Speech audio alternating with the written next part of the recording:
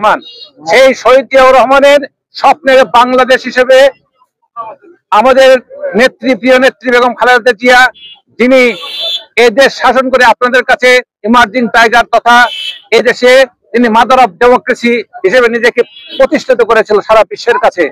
আজকে সেই নেত্রী এই বাংলাদেশ তথা আমাদের জনাব তারেক রহমানের স্বপ্নের বাংলাদেশ আগামী দিনে সারা বিশ্বের কাছে মাথা উঁচু করে দাঁড়িয়ে থাকবে ইনশাল্লাহ।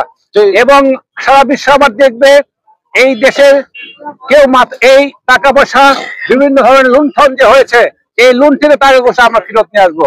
আর আজকে নেতা কর্মীদের প্রতি আমার একটা অনুরোধ, আপনারা দয়া করে আওয়ামী লীগের কোন নেতৃবৃন্দকে আপনারা প্রশ্রয় দিবেন না। আওয়ামী লীগের কোন নেতৃবৃন্দকে প্রশ্রয় দিবেন না। আওয়ামী লীগের যে নেতৃবৃন্দ যাবৎ আমাদের বিরুদ্ধে যেভাবে আমাদের কোথাও রাস্তায় দাঁড়াতে দেয়, তাদের সঙ্গে যদি আপনারা সখ্যতা গড়ে তোলেন তাহলে সেটারও কিন্তু একটা তালিকা প্রস্তুত হবে এবং আগামী দিনে এই তালিকা অনুযায়ী তাদের বিরুদ্ধে ব্যবস্থা গ্রহণ করা হবে।